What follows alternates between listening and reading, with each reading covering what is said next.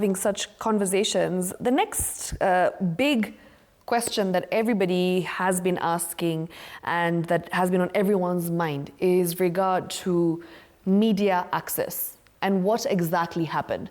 Maybe you can tell us more as to the 5 days of the blackout. What exactly happened there?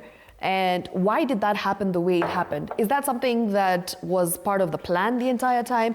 Is that something that was, it was a strategy to ensure that the international observers were not able to access these results? And of course, moving forward, when we look at the entire picture, when we look at the bigger picture, what was the aim and the goal of the media blackout?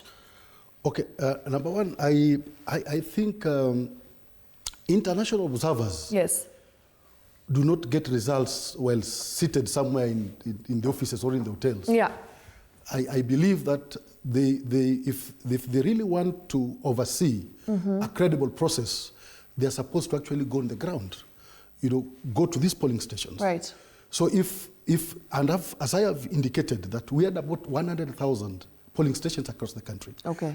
There is no any single report that I've seen, actually, either from SADC or AU, which indicates that international observers were, for example, barred or blocked from accessing these polling stations. Okay. So I wanted to indicate that.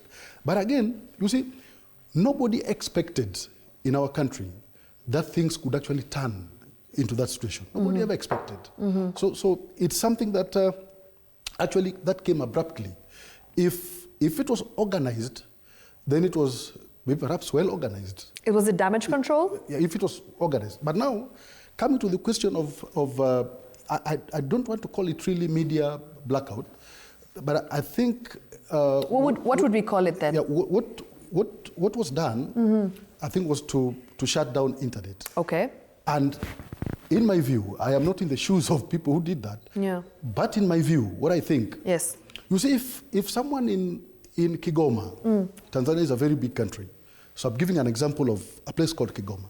If some youths in Kigoma, looking to what's happening in Dar es Salaam, that some youths or some people in Dar es Salaam are vandalizing public installations,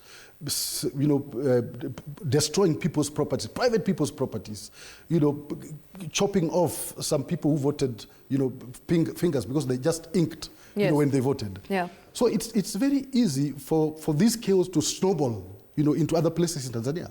So I think just in their good wisdom, I think they decided that perhaps they shut down internet to avoid the spread of violence across the country, which in my opinion, I think is a good thing, because in everything there is opportunity cost. Okay. You must look at, do we allow internet so that the violence spread across the country, so that we burn down the country, or we shut down internet at least for some 5 days, so that the country come back to normalcy. Okay.